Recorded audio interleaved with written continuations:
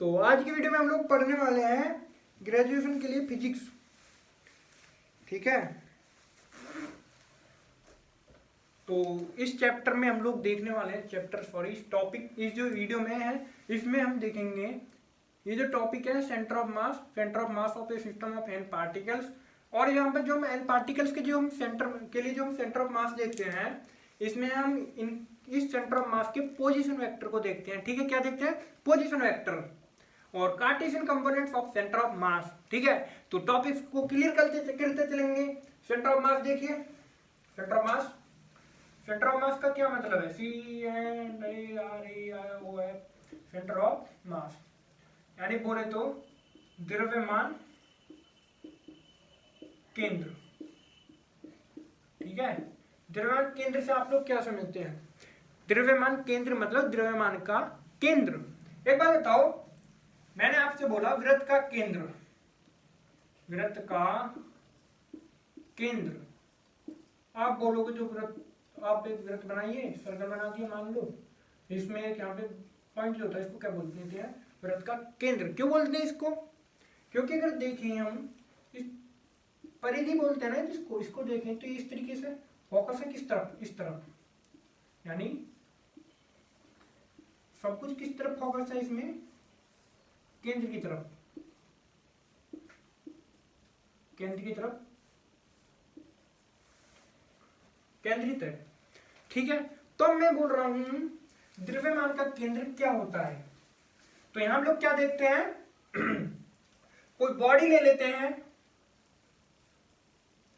ठीक है, ये कुछ एन पार्टिकल्स की बॉडी, मान लो कि इसमें जो भी है इसका मास है, तो इसके लिए कोई ऐसे पॉइंट की कल्पना करो, इमेजिन करो कोई पॉइंट जिससे कि इस बॉडी का सारा मास इसी पॉइंट की तरफ केंद्रित लगे, तो ये बॉडी का क्या कहलाएगा? सेंटर ऑफ मास कहलाएगा।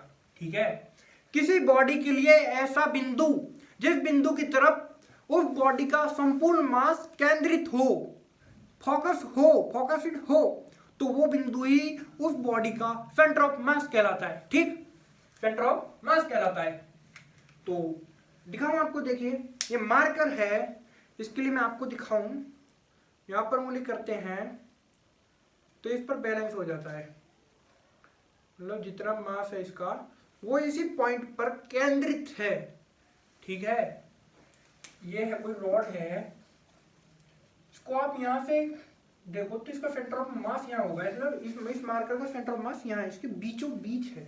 ठीक, तो एक सवाल यहां से उठता है कि किसी बॉडी का सेंटर ऑफ मास जो है क्या वो बॉडी के अंदर होगा या बॉडी के बाहर होगा? बताइए, बताइए, मतलब सोचिए अपने दिमाग में, जल्दी से सोचिए और आंसर जल्दी से सोचकर बताइए, कमेंट में लिख दीजिए। तो मैं आपको बताता हूं, किसी बॉडी का सेंटर ऑफ मास बॉडी के बाहर भी हो सकता है और बॉडी के अंदर भी हो सकता है। जैसे कि मैं आपको बहुत हल्के से एग्जांपल से बता देता हूं, ये क्या है? सर्कल। और 3D में देखें इसको तो ये क्या है? गोला है। क्या है? गोला, सर्कल। समझे? तो इसका जो गोले का, स्फीयर का जो भी सेंटर ऑफ मास होगा वो कहां होगा? बॉडी के बाहर, बॉडी के अंदर? बॉडी के अंदर। कोई ऐसा बिंदु है जहां से आप इसको पकड़ करके इसको हवा में रोक सको? यहां से तो रोक सकते हो क्योंकि वो परपेंडिकुलर हो जाएगा किसके? अब मैं तो बताता हूँ ना, यहाँ होगा इसका सेंटर ऑफ मास, यहाँ से हम इसको बैलेंस कर सकते हैं। जैसे फुटबॉल को कर लेते हैं ना खिलाड़ी, फुटबॉल घूमती रहती है क्योंकि वो सेंटर ऑफ मास के परपेंडिकुलर हो जाता है। बिल्कुल समझ रहे हो? तो वही चीज यहाँ पे देखते हैं, सेंटर ऑफ मास इसका बॉडी के अंदर होता है। क्या आप यहाँ से भी ऐसे रोक सकते हो इसको? नहीं रोक सकते। यहाँ से फुटबॉल को रोक सकते हो? नहीं रोक सकते, मगर नीचे से रोक सकते हैं। समझ रहे हो ना? बॉडी के अंदर है centre of mass, centre of मास। अब ये बताइए ये क्या है? सर्कल।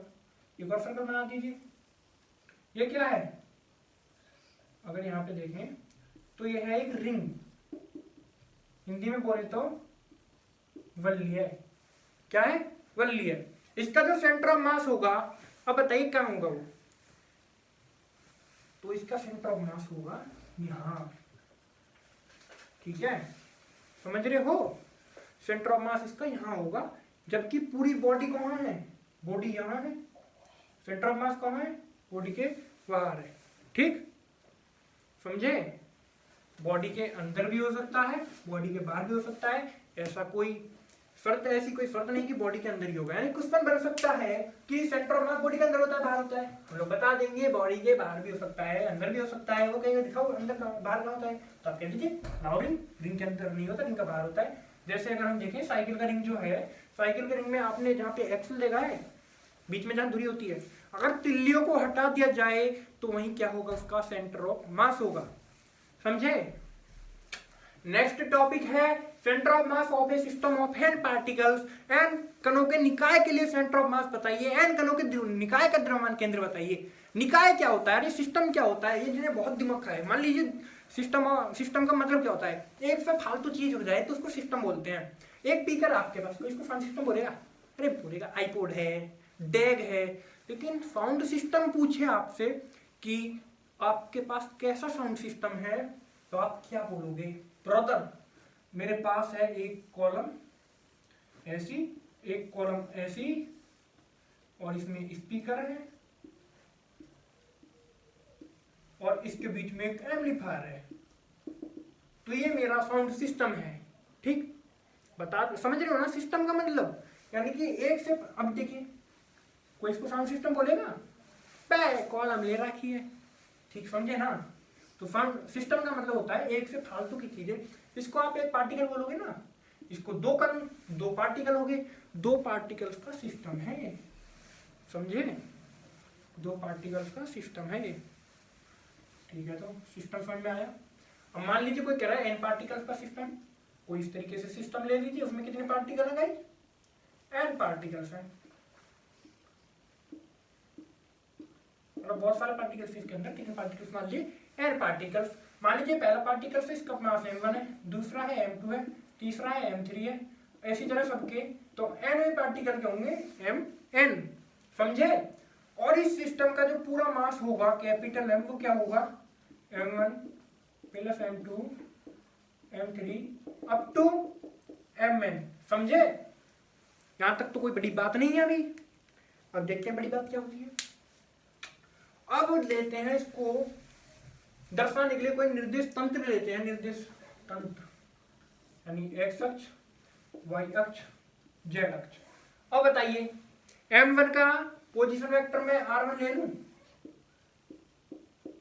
ऑरिजिन से, मूल बिंदु से, ठीक है? इसका r2 ले लूं,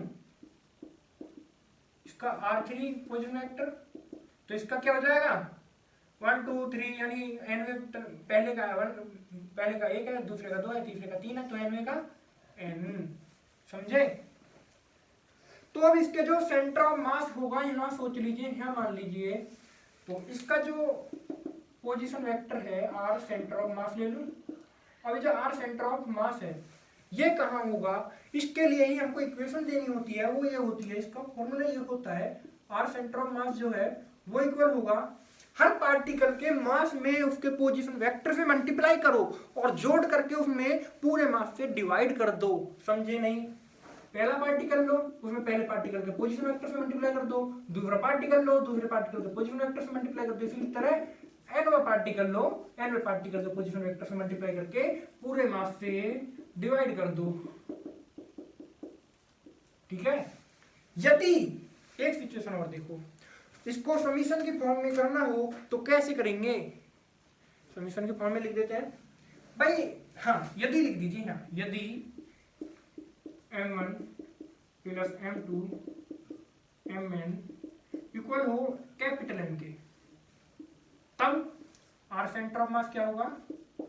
1/m m1 r1 m2 r2 up to mn rn, समझे? सारे क्या है? वेक्टर है, कोई दिक्कत यहां तक नहीं? समीशन की फॉर्म में लिख देंगे। समीशन क्या होता है? समीशन एक साइन होता है जिसका मतलब होता है इसके अंदर जो चीज है वो जुड़ी हुई है, मतलब वो जोड़ करके आती है। मान लीजिए यहाँ पे सारे टर्म देखिए एम आर की फॉर्म में है ना, एम आर, तो यहाँ पे कोई पॉइंट, मतलब कोई भी यहाँ पे इंडिकेटर लगा दीजिए आप, इंडिकेट करने के लिए आई है, तो आई की वैल्यू कहां से कहां तक जुड़ेंगी? 1 से लेके n तक। आई की वैल्यू 1 से लेके n तक करके फिर इन सभी टर्म्स को जोड़ देंगे, ये इसका r सेंटर ऑफ मास हो जाएगा। कोई दिक्कत है यहाँ तक? आपको पेपर में ये लिखना है। समझ में आया? 10 मिनट की वीडियो में 2 टॉपिक्स हुए हैं, तीसरा टॉपिक कर देते हैं, तीसरा टॉपिक हो जाएगा। हाँ, तो थ्योरी आप बुक में देखकर कहीं से मतलब वैसे अलग से लिख सकते हैं, मैंने बताई उसको भी लिख सकते हैं। 2 टॉपिक क्लियर हुए, पहला टॉपिक क्लियर, दूसरा टॉपिक क्लियर, तीसरा करने वाले हैं आप।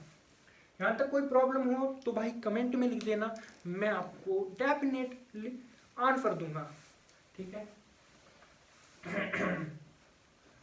अब अगली चीज जो है वो होगी Cartesian components of centre of मास।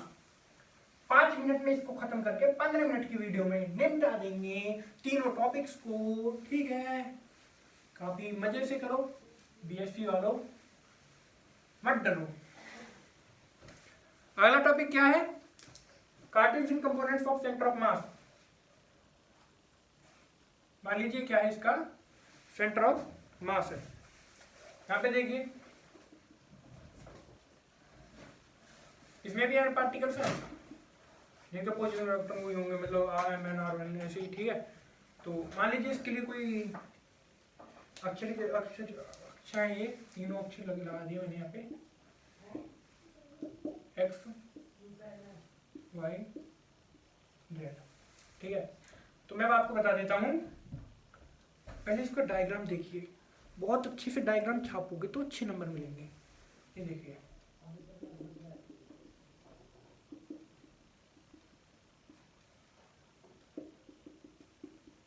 इस तरीके से इसका डायग्राम बना देंगे आप।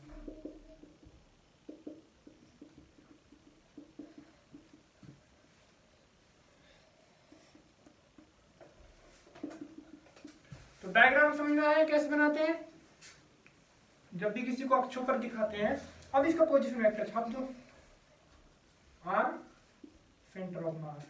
ये क्या है? सेंटर ऑफ मास। कोई दिक्कत यहां तक? तो कंपोनेंट्स क्या होते हैं? वो होते हैं कि जो सेंटर ऑफ मास है ये एक्स अक्ष पर कहां से कहां तक है, वाई अक्ष पर कहां तक है, जेड अक्ष पर कहां तक है। एक्स अक्ष पर यही तो होगा, एक्स अक्ष पर यहां से यहां तक है, एक्स अक्ष पर यही तो होगा। मान लीजिए एक्स अक्ष पर ये कितना है, एक्स सेंटर ऑफ मास कोई भी है। एक बात बताओ, आर सेंटर ऑफ मास क्या होगा? छोड़ो, लास्ट में बताओ, लास्ट में अपना बता दोगे यार। वाई अक्ष है, ये वाला ही तो वाई अक्ष, यहां देख लेंगे इसको, Y centre of mass. Z अक्ष पर आगे की तरफ जो भी बाहर की तरफ आ रहा है वही तो जेड अक्ष पर है। कितना है जेड अक्ष पर? ये वाली जेड सेंटर ऑफ मास। कुछ समझ में कोई दिक्कत अभी तक नहीं है ना? मजे से करो। तो अब आपने आप बता दो आर वेक्टर क्या होगा, और सेंटर ऑफ मास क्या होगा? X centre of mass I cap plus Y centre of mass J cap plus Z centre of mass K cap, ठीक। अब जो हम इक्वेशन देते हैं वो इसमें क्या देते हैं? एक्स सेंटर ऑफ मास के लिए एक्स सेंटर ऑफ मास क्या होगा? X centre of mass equal to पहले की तरह वाई, हमने आर सेंटर ऑफ मास निकाला था ना, उसमें आर से मल्टीप्लाई कीजिए तो एक्स सेंटर ऑफ मास निकाल रहे हैं। तो पहले पार्टिकल में एक्स वन से, दूसरे में दूसरे के एक्स कंपोनेंट से, सॉरी दूसरे में दूसरे के से, तीसरे में तीसरे के से, इसी तरह एनवे में एक्स एन से, और सभी में डिवाइड कर देंगे M1 M2 M3 Mn। तो अब ऐसे ही सभी को लिख देना है। वाई सेंटर ऑफ मास लिख रहा हो, तीनों को लगा लिख लेना आप।